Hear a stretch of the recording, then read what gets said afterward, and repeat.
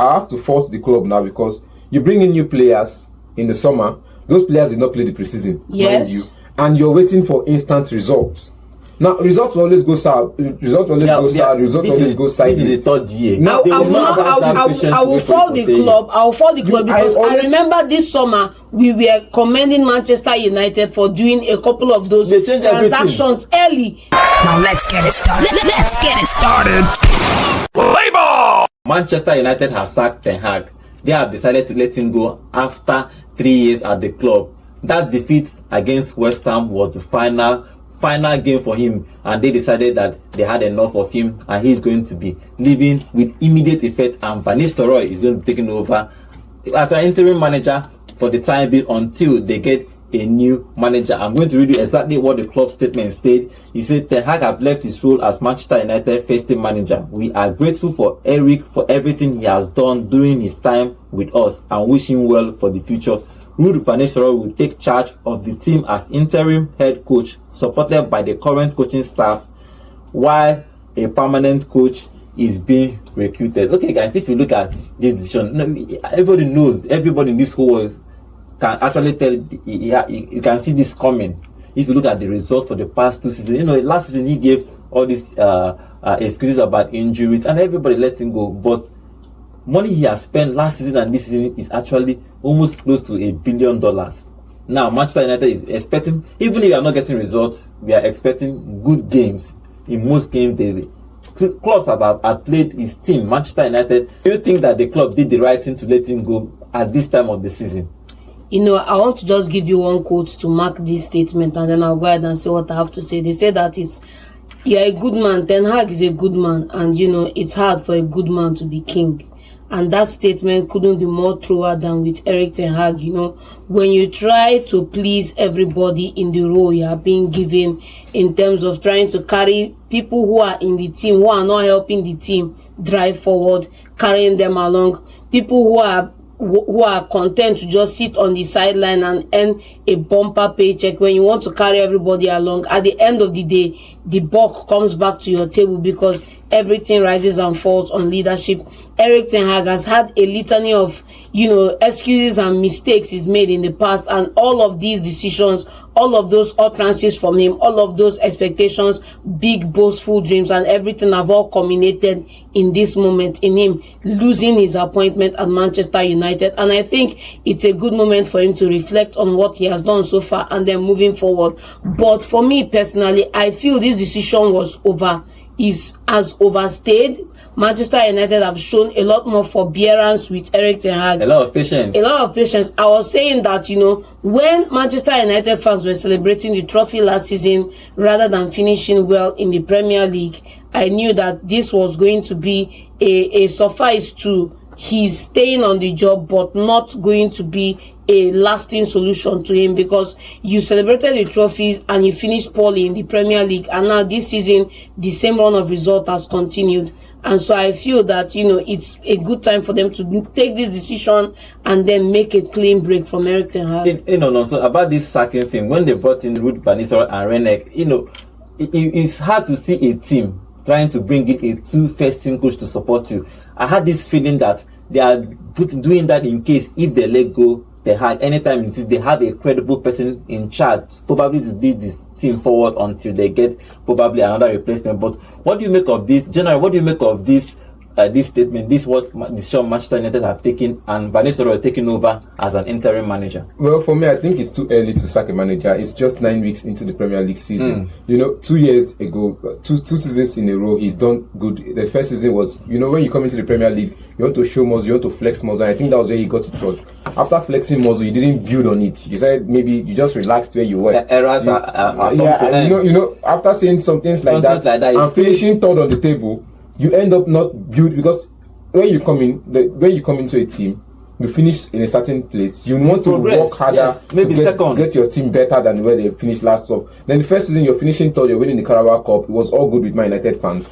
Then next season, and at some point they felt like it was the best. The Messiah has arrived. Yes, for Man United fans, the Messiah had arrived. And out of nowhere, the next season they were finishing 8th on the table with negative goal difference. And what's it called? the FA Cup, and it was like, okay, the FA Cup is a good trophy. We went to the EU Continentals ahead of Chelsea. It's okay. Now, with those records, it's okay winning trophies. It's okay winning games. But it's not okay finishing below top 6. Like, it's crazy. Now, the season has started. I was thinking, okay, fine, you brought in new players. They need 9 weeks to blend into the team. And most of these players didn't come. This is 9 weeks. No. I think we're listening to you. No, and you're waiting for this 9 weeks. 9 weeks. Boy, he hasn't played out now.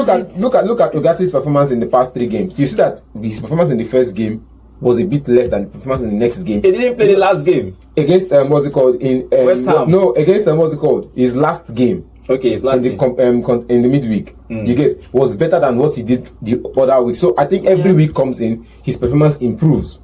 You get against West Ham. I saw a team that didn't really want to score goals because I saw Dalot miss a sitter. I saw a Garnacho who knows the ability of Wan-Bissaka try to go 1v1 against Wan-Bissaka. John, we are talking about this thing. Do you think that these players want to play for Ten Hag? Because if you look at especially this West Ham, this last game they lost, it's like we are missing these chances on purpose. Because I can't see any reason why somebody like Dalot will sky that ball, just tapping the ball as an empty net. There's no way you would miss that kind of chance. So what do you think about? Do you think that the players are in support of him because he has key players for like the Leeds, Martinez? They're always going to support Ten Hag because he brought them all from the highest matters. But do you think that generally that these Man U players want to play for Ten Hag? For me, I don't think Ten Hag has the full support of the caucus of the Manchester United team.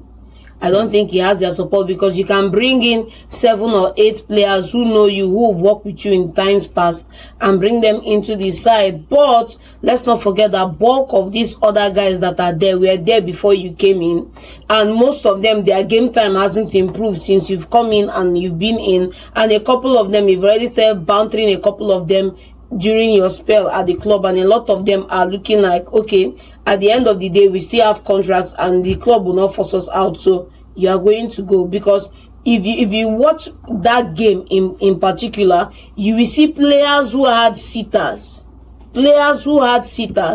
balloon their ball, balloon their chances. That's a way to show you that, Baba, we are tired. You understand me? So, there's a fine line to balance when it comes to implementing your style and the way you want to play and the players you have. And one of the things that happens if as a coach you come in, you take a job, you do not read the room, because that's one skill every manager should have. It's called discernment, the ability to read the room, to know who's pulling there. Everybody can be, how a boss breaks down and they are pushing, and then of the 4 people pushing, we all know there's 1 or 2 people that are really carrying the boss, the other 2 are just acting out. You need that discernment to be able to know who is just there seeming to be pushing, but they are not moving you forward, they are not helping you move along. And I felt like a key leader in that dressing room that would have rallied the guys around Ten Hag was Rashford, and unfortunately, let's talk about the matches he has coached with Manchester United. Ten Hag took over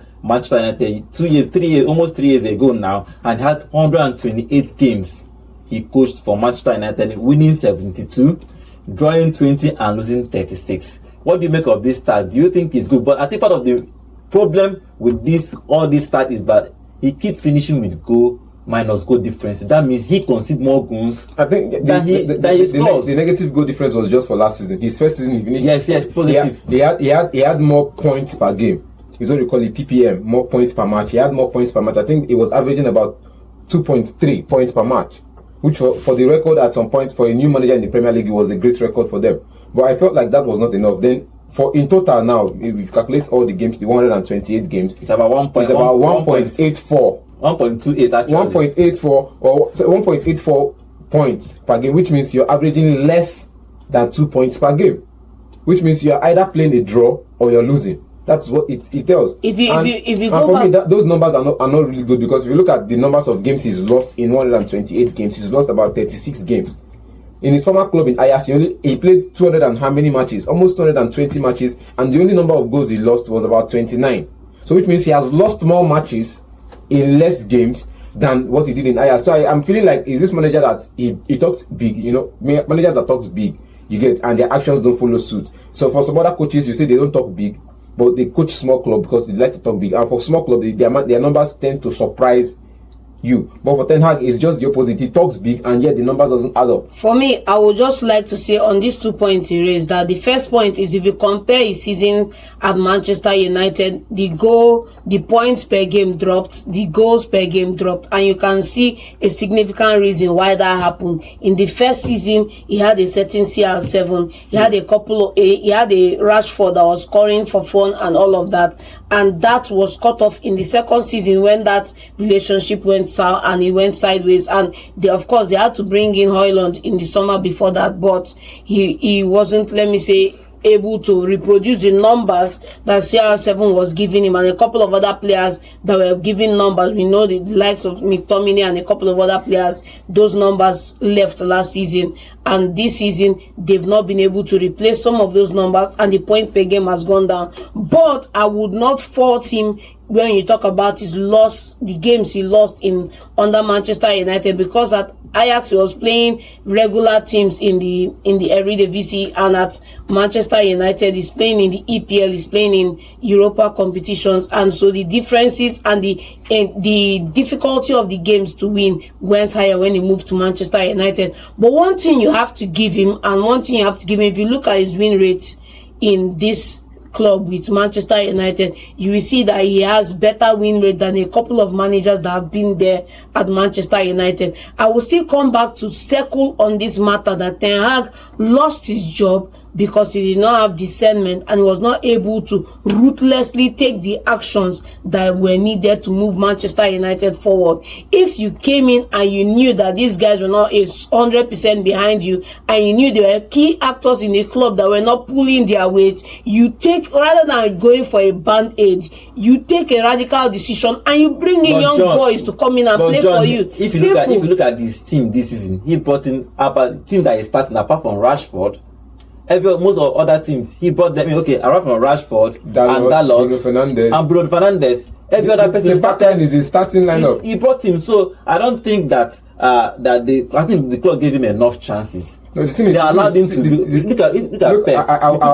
I have to force the club now, because you bring in new players in the summer. Those players did not play the preseason, mind you, and you're waiting for instant results. Now, results will always go south. Results always go sideways. This is the third year. Now, I will follow the club because I remember this summer we were commending Manchester United for doing a couple of those transactions early, making the changes. I remember saying it on this show. I said it on this show that you cannot bring in Rene Hake and bring in Van Nistelrooy, two first-team managers, to come and be this man's assistant, and at the end of the day, Manchester United played a fantastic in the game of chess. I don't know what they will call it now, but it's a masterstroke move, because you stayed execution on him in the summer. You evaluated everything, and the responses came out that yes, it's plausible that they had a terrible season because of the injuries. And what did they do? They fixed the backroom staff. They got people into the health unit. They brought in two staunch assistant managers to work with him, one to work on the players attacking, another one to work with the other players in the side. And then you went into the summer, you spent another close to 200 million or thereabouts, brought in a couple of other guys to come in for this man. So Baba, at a point in time, that's why I say, for example, you've been on the job for now almost 3 seasons. You've had a fantastic first season, you made your mistakes, you had a terrible second season. This first 9 weeks of this season is where you lay down a marker that tells everybody that you know what's working. Now, at this point, if your style is not working, you drop your style and you adapt, because you are fighting for your job. And again, another thing he did that was a very telling mistake for me is you come to the media and you are pleading to the media for more time, that they should give it to the end of season. But everybody battle for their job by the results they put up on the board. And you didn't put up any. Look at Manchester United sitting 14th or 15th in the Premier League right now. With three goals it's last season all over again. And how many injuries have they had relative to last season? So it's crazy for me. Okay, let's talk about Van Nistelrooy. He's going to be taking on this team as an interim manager until the statement is until they find another coach. But we all know that if he gets results, they might offer him another contract. Same thing they do with Ole. If he gets results, now when he coached PSG, he coached the under 18, did well, moved to under 21 team, did well, moved to the senior team, and actually did well. He won the Dutch Cup and the Dutch Super Cup, 2 trophies, though he didn't win the league. He just coached them for 1 season and decided to leave that post. Now he has an opportunity to coach Manchester United, one of the biggest clubs in England and the whole world. Do you think that he has what it takes to move this club forward and probably get a contract to coach Manchester United permanently? If you look at if he has what it takes, me I can't say, because Ten Hag had what it takes, and he was fired. Ole Gunnar Solskjaer had what it took, and he was fired. He was winning trophies at Mode. I would say Mode is a non-existent league. Fine. Jose Mourinho was a proven winner. He had what it took, and what happened? They fired him. Louis van Gaal. So many people that has come to this Man United job had what it took, had what it will take to be the head coach of Man United for a very long time. But yet, after 2 years, 3 years, they are gone off the job. Now Erik Ten Hag is there. Now you're bringing in Van Nistelrooy. He's a club legend. People will respect him for that. That was the same thing they did with Ole Gunnar Solskjaer, being a club legend. Club legend, they will respect you. You pull your weight, but if you don't get the results, you're out again. So I think the person you should be looking out for is the manager that will come in and get the numbers up. And the numbers of coaches we are seeing on the list. Me, I'm saying it. I've said it before. I'm saying it. None of those managers will make anything work for Man United. John, what do you think about Van Nistelrooy taking over this team? Do you think that he can get the result required? And if he gets the result required, probably they will give him the permanent deal. But do you think that he's the right man to actually do this job now?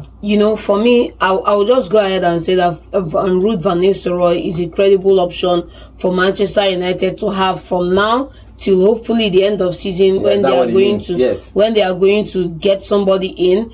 Before we talk about his ability to hold down the job, I would like to say that this selection process should not be a rushed one, because Manchester United are fond of sacking a manager and rushing into another manager because of availability. One of the reasons I felt they brought in Ruud van Nistelrooy as an assistant is that in such a time as this, a transition period where they are looking for the manager that is going to steady the ship, get the job done until they get in somebody else. And it's always on the table for him. If he's able to do a much better job than Erik Ten Hag, then I think he can end the job on a permanent. But for me, I'm more focused on Manchester United taking the real time to go and source for a real replacement for Erik Ten Hag. But I feel that looking at Ruud van Nistelrooy, you cannot underestimate him in the role. One, he has what it takes. He has the leadership thing there. He has the technical ability. He's been there, done that. Everybody in that team should be looking up to him, because if he had the career that any one of them can aspire to. So on that area, yes, he fits the frame. Okay, we are now going to go back and look at his track record at PSV. Out of 50 games in charge for one season, he won 34 in the Eredivisie, he won 34, which is a good one for any manager coaching anywhere. If you go back, look at how he built up from that club, from the under 18s to 21s to the main team. You see that he has a very high win rate. And the bottom line now is he going to be a good man like Erik Ten Hag and want to carry everybody along, or can he come in and dispassionately root out the indices in that side that do not want to work for the club? You can bench people, but you cannot just and give younger guys chance to play. Until you get a permanent job, you can start rooting people out. But for me, you can. For me, yes, you can. You root them out by benching them. When he came as a Manchester United manager, he made that statement about Liverpool and Manchester City, and he said an era is about to end, and probably he's going to usher a new era. But as you can see, he's going. He has been sacked as the manager of Manchester United. In the morning we are talking about within ourselves that do we need more time to actually continue what he's building at Manchester United? Obviously, Manchester United board and players in quotes don't want him around, so he has been sacked, and Van Nistelrooy is going to be taken on as an interim manager, probably to the end of the season, until they find a credible replacement to take over that job.